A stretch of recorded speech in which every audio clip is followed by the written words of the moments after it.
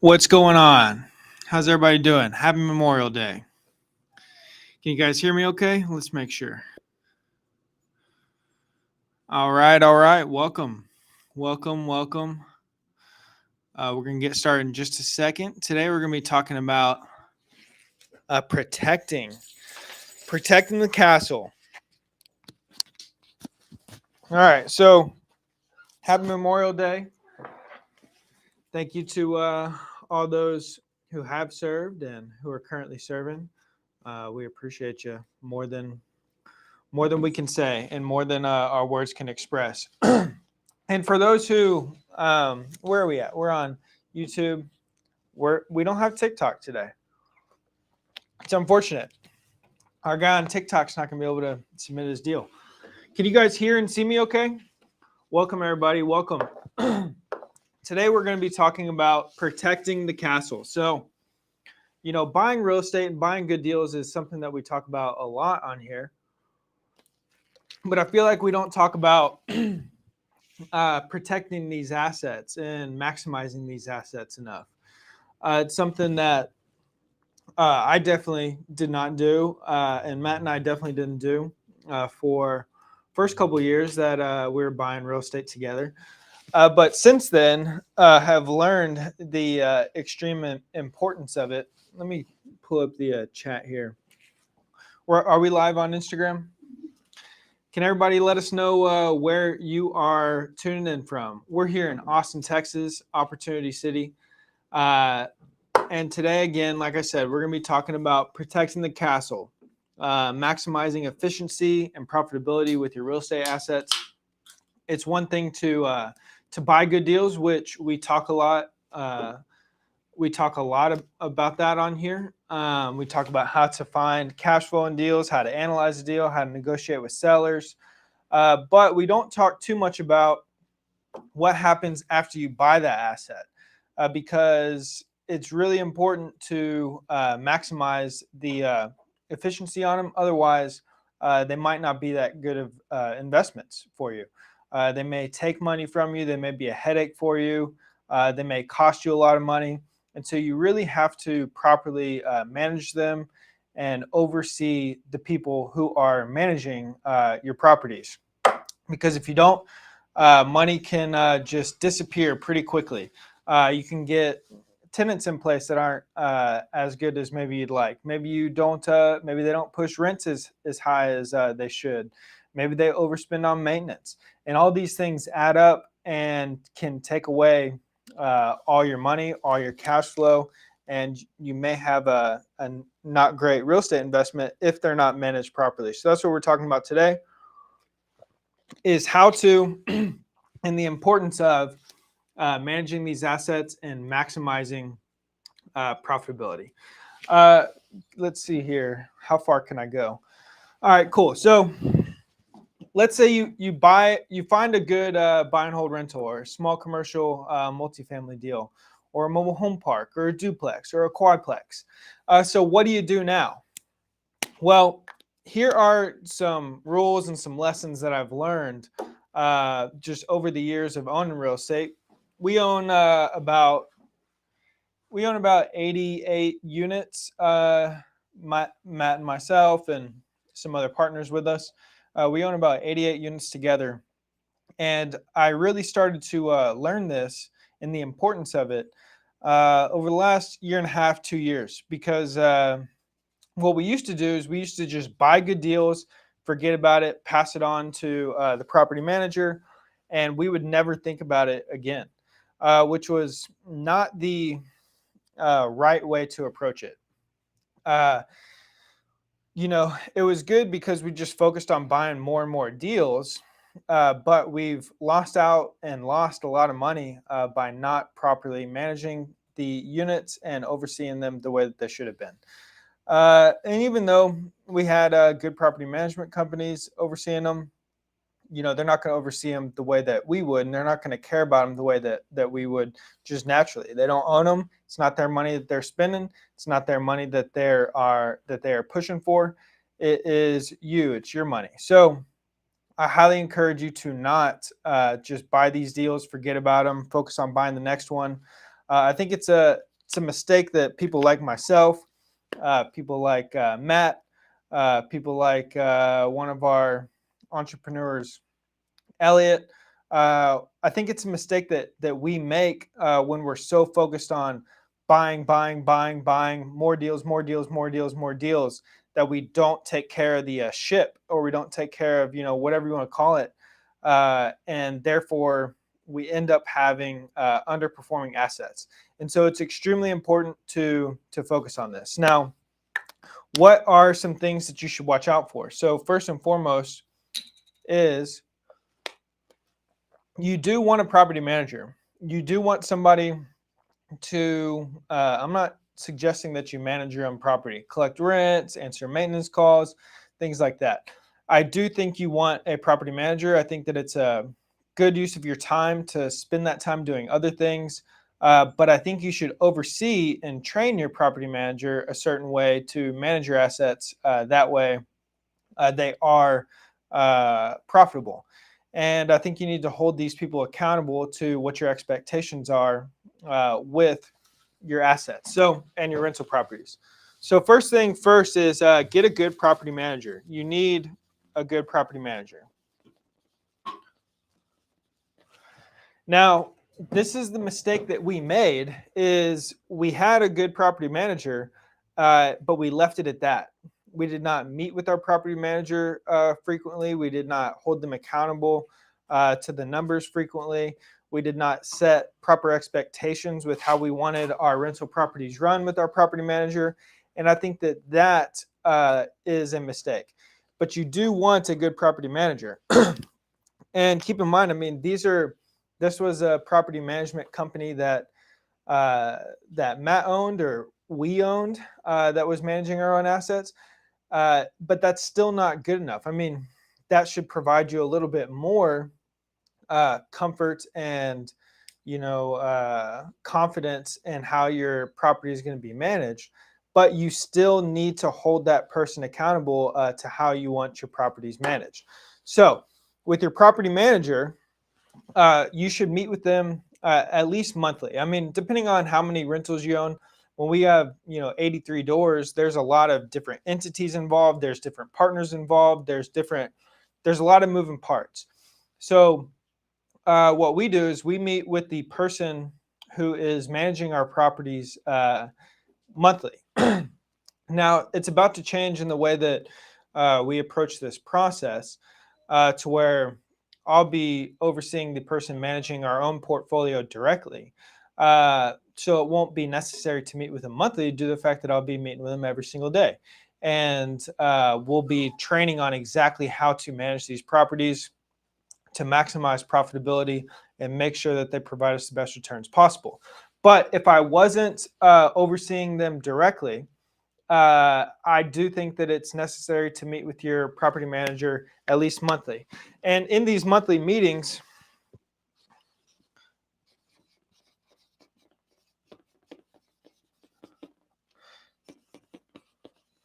now this is for portfolio of our size. If you own one single family rental, maybe you don't need to meet monthly. Maybe you meet quarterly or semi-annually. But have some sort of reoccurring structured meeting with the person who is managing your property. And in these meetings, you want to first have your reports pulled, right? So in our case, these were monthly reports, and it's the trailing, it's the annual report, right? So over the last 12 months, we get to see what the numbers were, what they were this month, this month, this month, this month, this month, this month, so on and so forth. That way I can look at my numbers and I can see, okay, here's where we were last month, but here's where we were the prior month, and so on and so forth. And I can compare them over a monthly schedule. Now, you need to have these reports because you don't want to go into these meetings unprepared. You need to go into these meetings with knowledge of the numbers and with questions in place of why these numbers are where they are. If you're looking for certain things in the income statement, such as is rental income where it needs to be? If tenants are late paying rent, are they being charged late fees? you're looking at maintenance. Are you overpaying for utilities? Does your property, do you cover the utilities or not? In our case, some of our small commercial multifamily deals, we have to pay for utilities and we charge it back to the tenants. So I'm looking out for, why were utilities this much more this month than what they were the last month? For our mobile home park, we pay for the water. I don't think we charge that back to the tenants. So I'm watching, the numbers for the water utility bill. And I'm just looking for things that stand out or seem abnormal or don't make sense. And I'm looking for areas of improvement in income. There's one example for 17 units that we own. This is a problem that we solved in our monthly management meeting. We own 17 units in Llano. It's a 8-plex and a 9-plex together. And one of the tenants or something had asked about getting pest control servicing the building. Now it costs like $450 to service the building for pest control semi-annually. So it's, $900 a year. I said, yeah, we can absolutely do that. But I asked the manager, in their lease, does it say that the tenants pay for their own pest control? She said, no, they don't.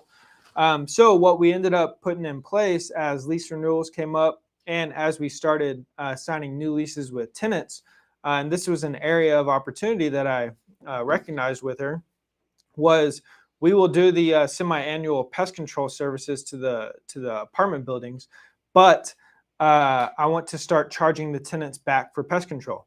Every apartment that I've ever been in or lease that I've been in, I've had to pay for my own pest control. It's a quarterly fee, however much it costs.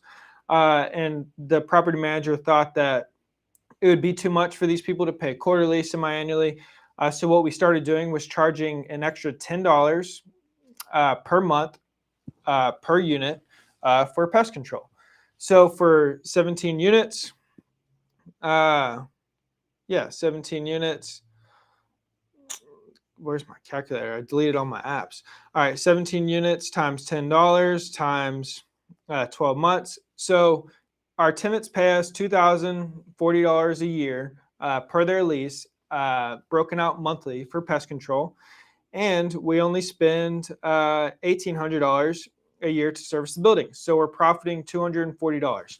Now, it's not, we're not going to retire off that $240, but due to the fact that we were able to implement that, and we will continue to implement things like that in different areas of the business, means that not only are we saving money that we otherwise would be spending and losing, taken out away from our cash flow, but we're also adding value to the property and increasing the income by implementing certain things such as charging pest control back to the tenants and making it requirements of their lease. So in these meetings, I'm looking for areas of opportunity like that. I'm also holding them accountable to certain things. So, if it costs $800 to replace a toilet, why is that? I know that a toilet costs $90.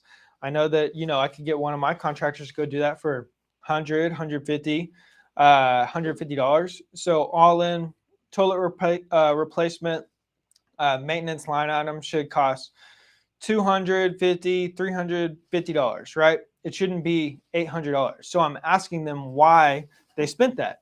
I mean, did you negotiate with the contractor at all? Do you know how much a toilet costs? If you don't, this is how much it costs. This is how much we should be paying for it. And we shouldn't be paying 3x what it costs to replace a toilet every time, a toilet comes up that needs replacement. One time they charged us $80 to, it was like, they charged us like $80 to replace a doorknob or to like change light bulbs. It's ridiculous things that they start adding up when the property managers don't care about saving money where they can on your units. And so I'm holding them accountable to that. I'm asking them questions on that. And when we started, managing the assets in this way, I kind of had to form a relationship with this property manager and set expectations on how these need to be managed and how they need to spend on maintenance, how they need to push rents. There were a lot of times this Llano 17 units, they were severely under rented. So when we bought them, they were rented out for like $450, $500. And you could easily rent these out for like $900. So they're almost 40-50% below market rents. Now, when leases came up for renewal, I would have discussions with the property manager about increasing rents. Our goal is not to push people out of their homes. Our goal is not to squeeze people for every single penny that we can. But my goal is to have a profitable rental property. And if market rents are $900, and if there is a demand for rentals in Llano for apartment units, and we own pretty much 80% of the apartment inventory in Llano, we're not going to have our rents 50% below what we could be getting. I mean, 17 units, 17 units times $400 times 12 months is an extra $80,000 a year in rental income that we're missing out because the property manager did not want to have conversations about increasing rents to where they needed to be. Now, that was not going to fly. And so I pushed her to raise the rents. And we raised people's rents upon renewals, not up to 900, but 150, 200 bucks, 250 bucks to start moving them up where they need to be, because we don't want to lose the tenant necessarily. If they move out, we got to do a make ready. We're going to have a month or so of vacancy. We got to get a new tenant in there, got to pay leasing commissions. So our goal is not to kick everyone out, start over and get new tenants in there paying a 900. What we want to do is keep our good tenants who have been there for a long period of time, but raise their rents to where they need to be. We have a duplex in downtown Round Rock that when we bought the duplex, the tenant in unit B had lived there for 10 years. I mean, her kids were born and raised in this 10 plus years in this duplex. And she was paying $800 a month in rent, which is about, again, 50% of where it could be. The rents could be raised 100% to get her up to market rents. Now, this is a great tenant. She's been there for forever. She always pays rent on time. She's a great tenant. She's a lovely lady. Now, we did not want to raise rents to where she couldn't pay, and she wasn't going to be a tenant with us any longer. But we need to get these rents up to market rents. There's nowhere in Round Rock that you're going to find a apartment unit or duplex unit for $800 a month. So the moment her lease came up for renewal, we raised her to $1,200, which was a 50% increase from where she was at $800. Now, a lot of people would think that's a lot, raising the rents by $400. But, you know, if we didn't do that, we would just be losing money every single month. And also, she's very grateful to stay, and she was easily able to pay the new rent rate. Her previous landlord and owner hadn't raised rents in 10 years. So we did when we took over, and she's great, and she's still been there, and she's come up for renewal again, and we've raised it again. And she's a great tenant. We'll continue to take care of her. But you have to push these things. You have to push the rental income. You have to push renewals. You have to push saving money where you can on certain things, such as the pest control and charging it back to the tenants. You have to be aware of certain things that are coming up along the way, such as we got a tenant whose lease expires in 60 days. We know that they are no longer going to be staying. So what we want to do is prepare to have that make ready done the moment they move out, get it turned over, get it re-rented. That way we can start getting that income coming in. We can't just wait till the day that they move out and be like, okay, so what do we got to do now? You know, maybe I'll get out there in a week. I'll check out the property. I'll give my contractors a call. Maybe they're 3 weeks delayed.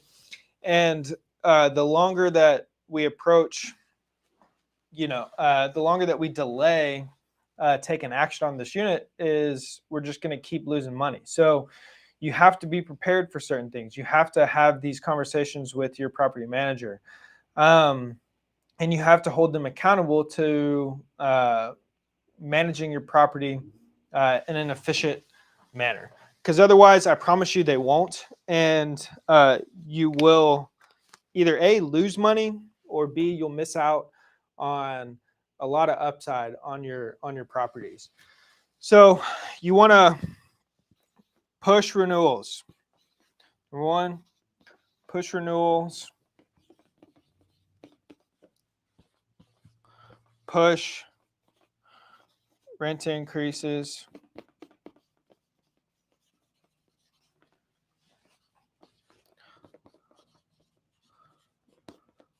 Tenant chargebacks where you can.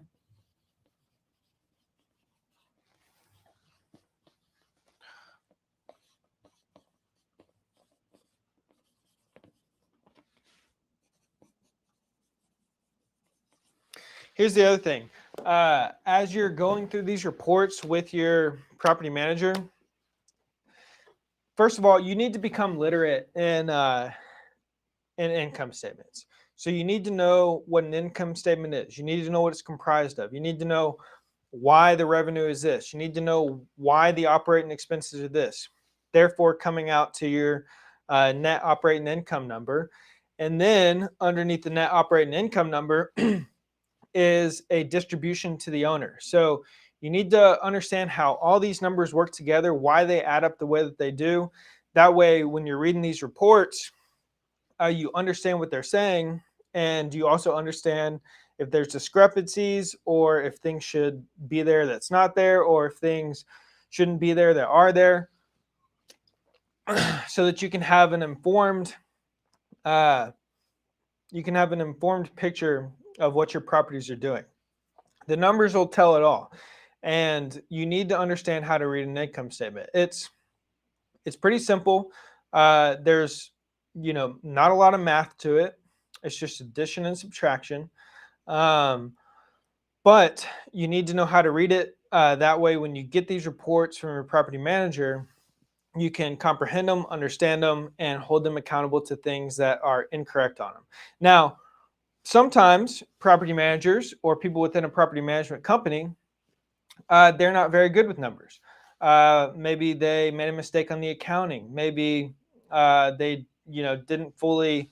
There's a lot of people that I talk to that when they look at an income statement, they get dyslexic. For whatever reason, their mind just goes elsewhere. They can't comprehend them. For whatever reason, their brain just doesn't work well with numbers and income statements. Now, this is the language of your property. The income statement tells the entire story.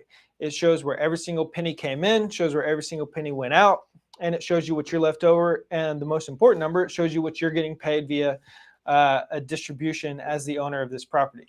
So not only do you need to understand what an income statement is, understand how to read one, understand how to comprehend, how to make sense of one, but the person who you are asking these questions to should also understand them and be able to read them back to you and have these numbers make sense.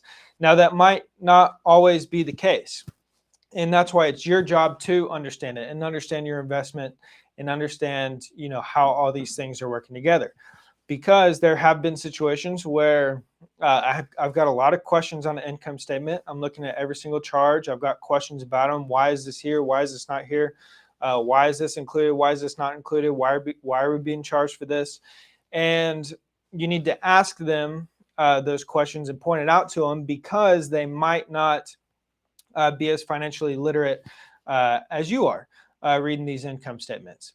And so when you're going through overseeing your management company, it's really important, or if you are the property manager, you should be focusing on a few key things, right? So you want to push renewals and rent increases.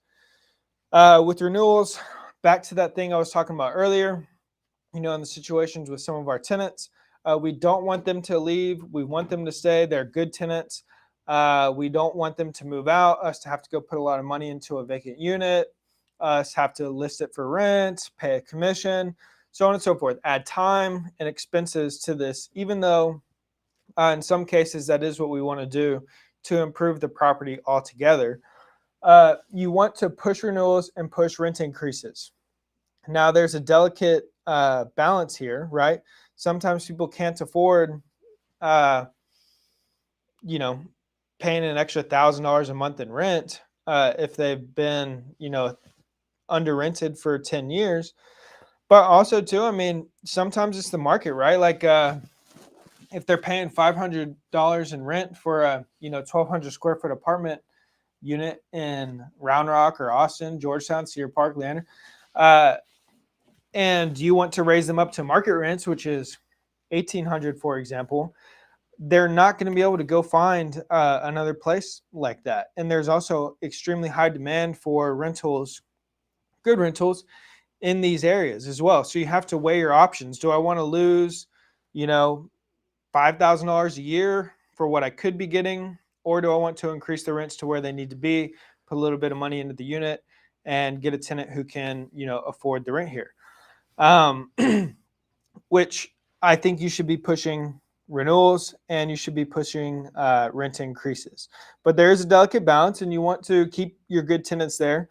But there's been many instances where, like we bought those 3 duplexes with entrepreneur Chris Sweeney. Yeah, 3 of them. And they were all 50% below market rents. We could increase the rents by 100% from where they were at. Now,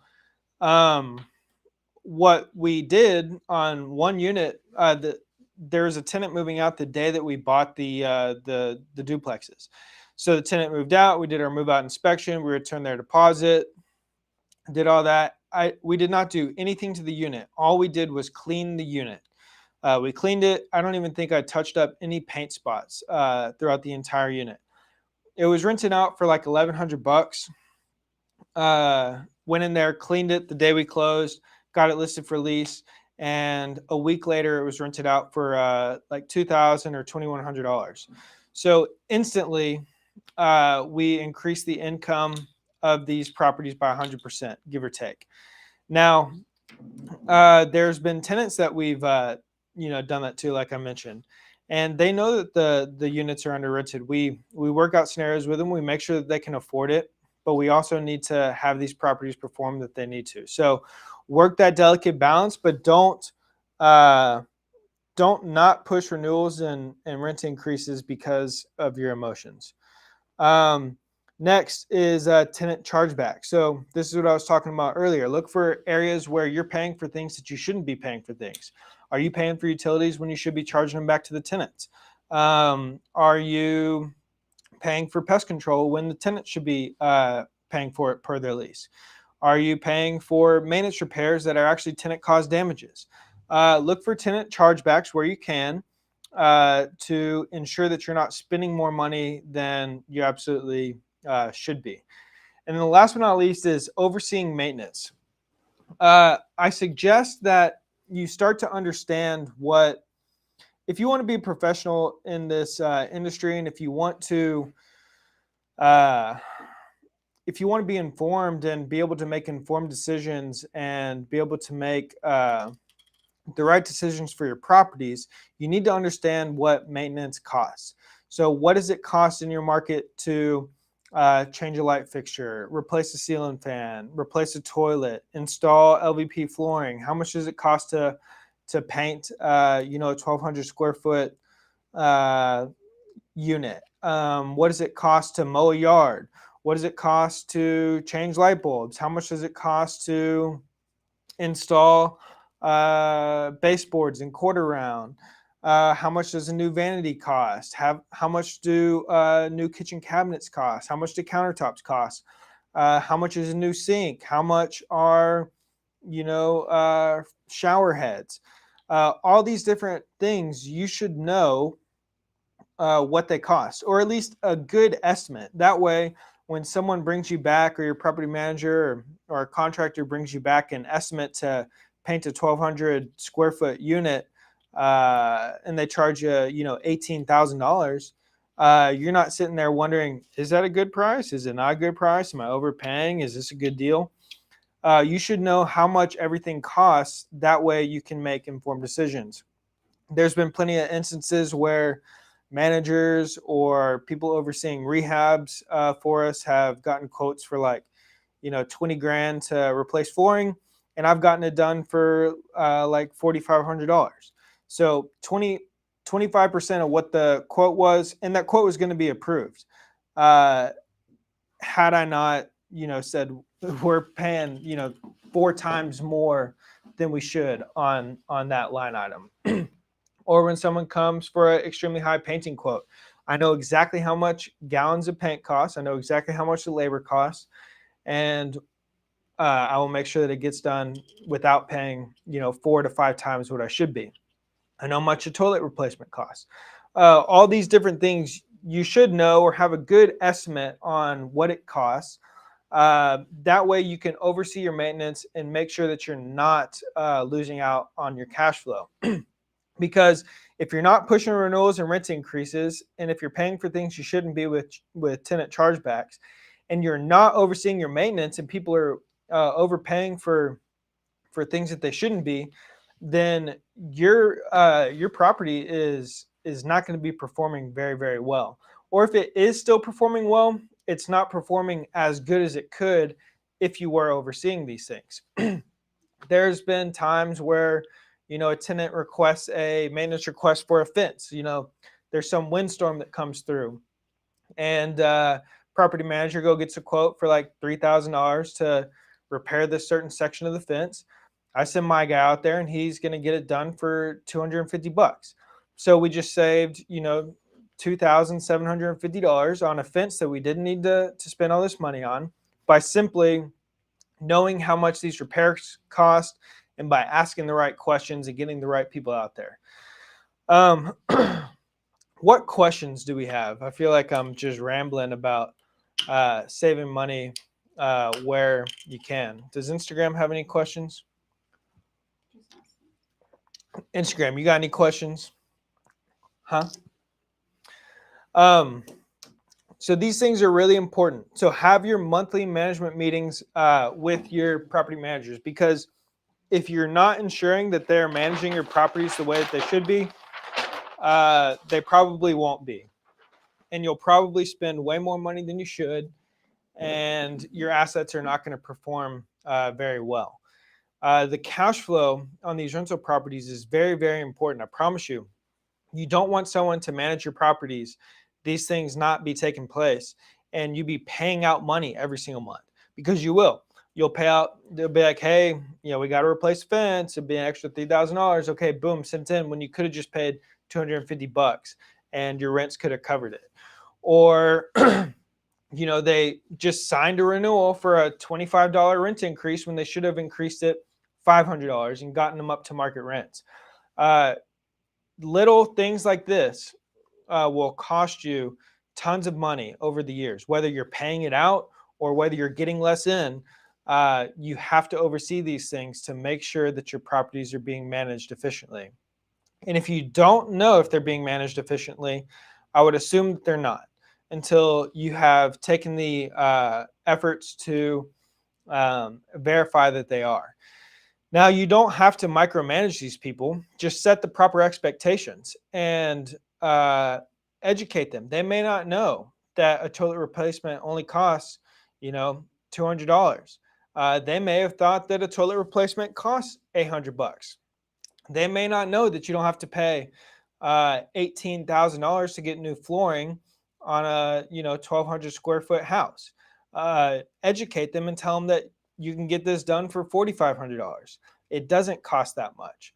So they're your partner, they're your friend, they're your ally in this.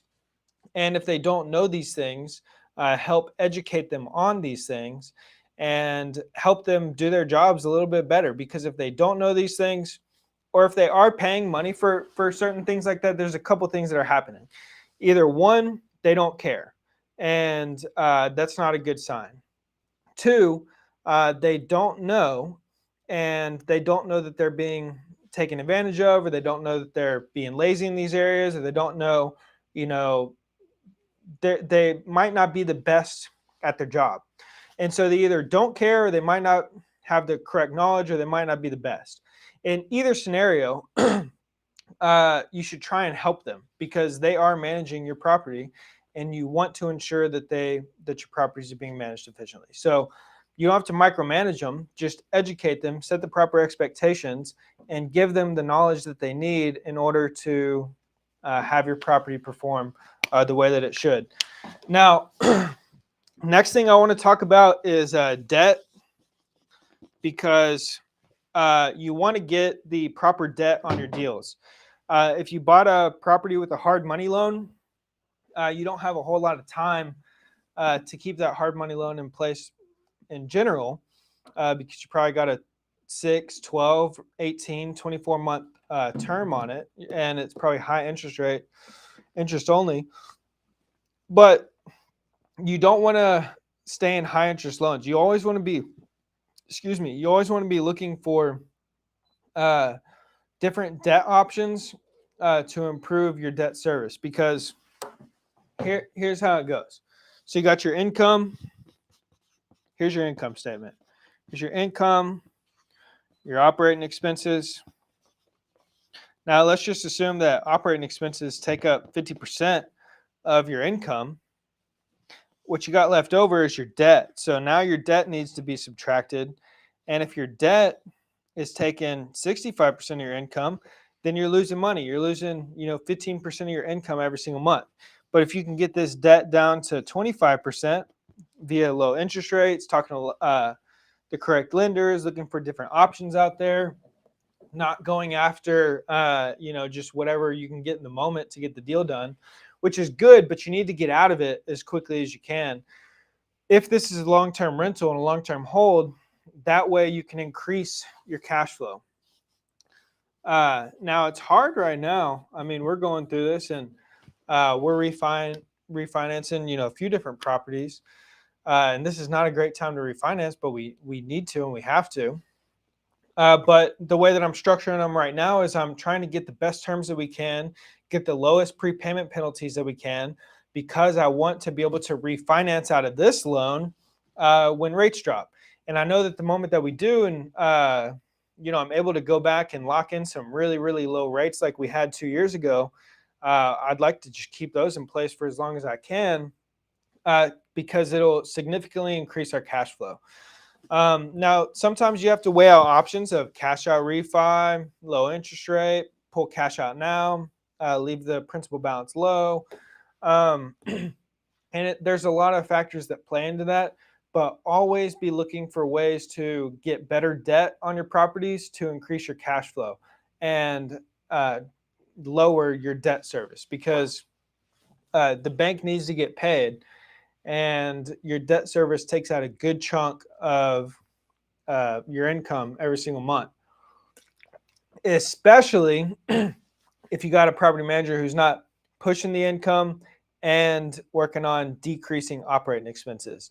So if you got a property manager who is not pushing the income where it needs to be, they're overspending on operating expenses, and you got high debt service, it's not going to be a great deal.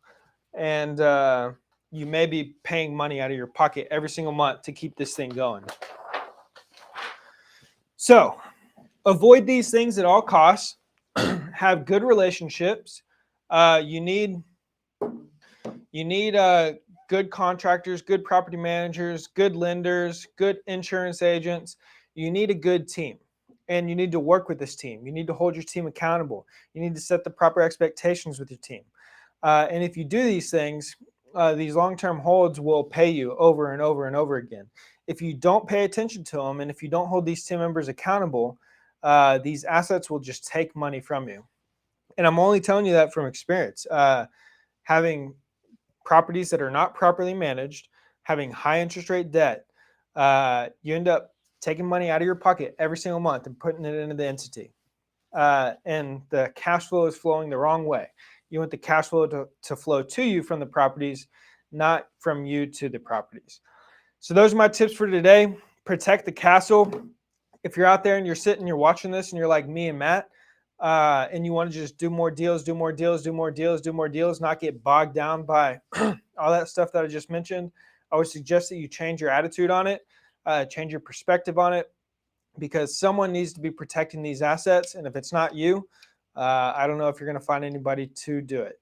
So get good team members, hold your team members accountable, set proper expectations, and protect the castle.